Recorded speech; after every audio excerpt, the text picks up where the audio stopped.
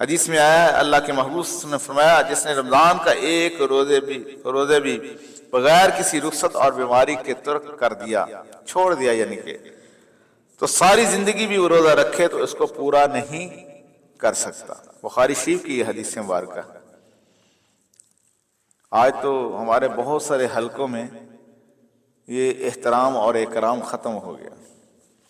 تو میرے بھائیوں، حدیث مبارکہ کے اندر آتا ہے اللہ کے محبوب صلی اللہ علیہ وسلم نے فرمایا جس نے دکھلاوے کے لیے روزہ رکھا اس نے شرک کیا۔ بعض ایسا بھی ہوتا ہے نا کہ لوگ کہیں گے جی روزہ دار ہے، لوگ کہیں گے یہ نمازی ہے، لوگ کہیں گے یہ حاجی ہے، عمرہ کر کے آتے ہیں، حج کر کے آتے ہیں، سب سے پہلے وہی بیگ پہ لکھنا شروع کر دیتے ہیں حاجی فلاں فلاں، ساتھ لکھ لیا کرو نمازی بھی ہیں ہم۔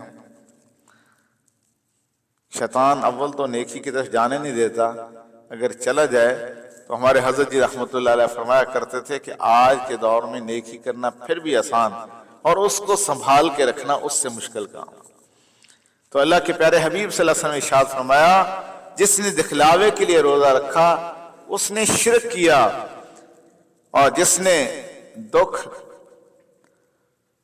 درد کے لیے دکھلاوے کے لیے جس نے دکھلاوے کے لیے نماز پڑھی اس نے شرک کیا، جس نے دکھلاوے کے لیے صدقہ کیا اس نے شرک کیا۔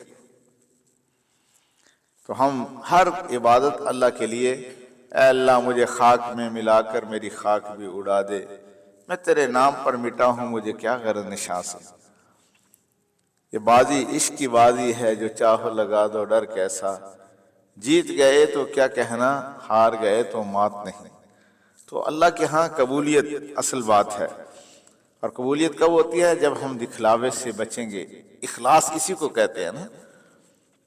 حدیث مبارکہ کے اندر آتا ہے اللہ کے پیارے حبیب صلی اللہ علیہ وسلم نے فرمایا جو شخص دنیا سے اس حالت میں جدا ہو کہ اس نے صرف اللہ ہی کے لیے اخلاص اختیار کیا ہو، صرف اللہ ہی کے لیے عبادت کرتا ہو اور اس کے ساتھ کسی کو شریک نہ ٹھہراتا ہو، نماز قائم کرتا ہو، صدقات ادا کرتا ہو، تو وہ اس حالت میں انتقال کرتا ہے، اللہ تعالیٰ اس سے راضی ہوتا ہے۔ اللہ کی رضا سب سے بڑی چیز ہے، اللہ رب العزت اس سے راضی ہوتے ہیں۔ اس لیے کہتے ہیں کہ جو دکھاوا ہے نا یہ شرک ہے، یہ اللہ کا غیر ہے۔ تو ہم نے اس سے بھی بچنا ہے۔ کسی شخص نے آپ صلی اللہ علیہ وسلم سے دریافت کیا کہ اے اللہ کے محبوب صلی اللہ علیہ وسلم ایمان کسے کہتے ہیں؟ آپ صلی اللہ علیہ وسلم نے فرمایا کہ اخلاص کو ایمان کہتے ہیں۔ اخلاص، آج ہمیں ہر کام میں اخلاص کی ضرورت ہے۔ اللہ تعالیٰ جو اخلاص سے کام کرتا ہے نا، مدرسے والوں کو بھی ضرورت ہے کہ وہ اس چیز سے بچیں، دکھاوے سے۔ بعض دفعہ ہم جی اتنے طالب علم پڑھ رہے ہیں، یہ ہے وہ ہے، اور دل میں یہ آ جانا کہ ہم سے زیادہ اچھا کوئی کام ہی نہیں کر رہا۔ میرے بھائی دوستو، یہ ایمان کے منافی ہے۔ ایمان کس کو کہتے ہیں؟ کہ ہر کام اللہ کے لیے کیا جائے، اخلاص کے ساتھ کیا جائے۔ تو اللہ کے محبوب صلی اللہ علیہ وسلم رمضان المبارک میں جو 3 کام زیادہ فرماتے تھے، انشاءاللہ ہم وہ بھی کریں گے۔ کہ ایک تو آپ صلی اللہ علیہ وسلم بہت زیادہ عبادت فرماتے تھے، دوسرا اللہ کے راستے میں بہت زیادہ خرچ فرماتے تھے، اور تیسرا حضور صلی اللہ علیہ وسلم کی آنکھوں مبارک سے آنسو جاری ہوتے تھے۔ آپ لمبی لمبی دعائیں فرماتے تھے۔ ایک حدیث پاک کے اندر آتا ہے اگر تمہیں رونا نہیں بھی آتا تو رونے جیسی شکل ہی بنا لیا کرو۔ اس پہ بھی اللہ رب العزت کو پیار آ جاتا ہے۔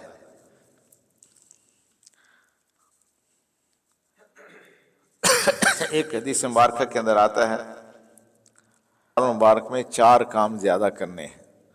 ایک تو لا الہ الا اللہ کی کثرت کرنی، لا الہ الا اللہ، اٹھتے بیٹھتے رات دن لا الہ الا اللہ، لا الہ الا اللہ کی ضربیں دل پہ لگائیں گے۔ کسی اللہ والے سے سیکھ کر اگر ذکر کیا جائے تو پھر بات ہی کچھ اور ہوتی ہے۔ ناف سے آپ لا یہاں وسط پیشانی تک لے جائیں گے، پھر دائیں کندھے پر الہ اور اللہ کی ضرب دل پر لگائیں گے، اور خاص طور پر تہجد کے وقت پھر تو اور ہی بات ہوگی۔ تو حضور صلی اللہ علیہ وسلم نے فرمایا کہ رمضان مبارک میں ایک تو لا الہ الا اللہ کی کثرت کرنی ہے، ظاہر کا اثر باطن پر ہوتا ہے، جو بندہ بولتا ہے اس کا اثر دل پہ ضرور ہوتا ہے، غیر محسوس طریقے سے ہوتا ہے، اور لا الہ الا اللہ کی ضرب دل پر لگانے سے اللہ کا غیر نکل جاتا ہے۔ اور دوسرا، اللہ کے محبوب صلی اللہ علیہ وسلم نے فرمایا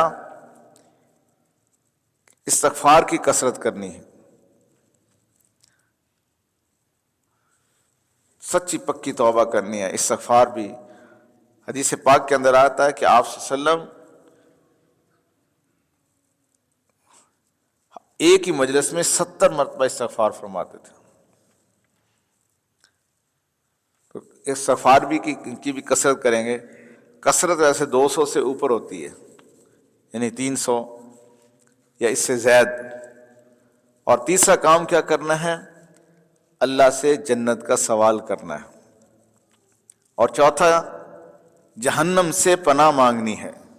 اللہ تعالیٰ سے جنت کا سوال کریں گے اور جہنم سے پناہ مانگیں گے، اور جنت میں پھر اللہ تعالیٰ سے جنت الفردوس مانگیں گے، جی کھول کے اللہ سے مانگیں۔ ہمارے حضرت جی رحمۃ اللہ فرماتے ہیں کہ میں نے ایک دفعہ ہم میدان عرفات میں تھے، تو ایک نوجوان تھا لاہور کا، تو بڑا اللہ سے مانگ رہا تھا کہ یا اللہ بس 1 کروڑ روپے دے دے مکان کے لیے، 1 کروڑ شادی کے لیے دے دے، 1 کروڑ کاروبار کے لیے دے دے، اس طرح کروڑوں روپے مانگ رہا تھا۔ تو ایک بابا جی تھا تو کہنے لگا پترا ذرا ہولا ہاتھ رکھ۔ تو وہ نوجوان کہنے لگا بابا جی آپ سے نہیں مانگ رہا، اللہ سے مانگ رہا ہوں۔ ٹوٹے رشتے وہ جوڑ دیتا ہے، بات رب پہ جو چھوڑ دیتا ہے، اس کے لطف و کرم کے کیا کہنے، لاکھ مانگو کروڑ دیتا ہے۔ اور دعا میں تو دنیا مانگنا بھی جو ہے نا وہ عبادت ہے۔ اب بے شک دنیا جہان کی ساری ضروریات، وہ چیزیں آپ مانگے اللہ تعالیٰ سے، وہ بھی اعلیٰ ترین عبادت ہے۔ ایک حدیث مبارکہ کا مفہوم ہے کہ آخر زمانے میں جو کام آنے والی چیز ہے وہ دعا ہے۔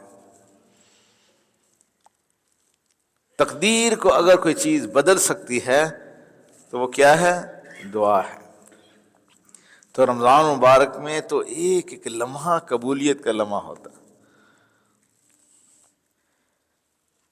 ہم رمضان مبارک جب ایسا گزاریں گے کہ اپنی نگاہوں کی بھی حفاظت کریں گے، جیسے کہ میں نے ابھی حدیث مبارکہ آپ کے سامنے، ہم اپنی زبان کی بھی حفاظت کریں گے، تو پھر اللہ تعالیٰ بہت اجر عطا فرمائیں گے۔ ہمارے روزوں کی قدر و قیمت پھر کچھ اور ہوگی۔ ایک ہوتا ہے کہ اجر سونے کی مقدار ملنا، ایک پیتل کی طرح، ایک چاندی کی طرح، اور ایک پھر لوہے کا بھاؤ لگتا ہے نا۔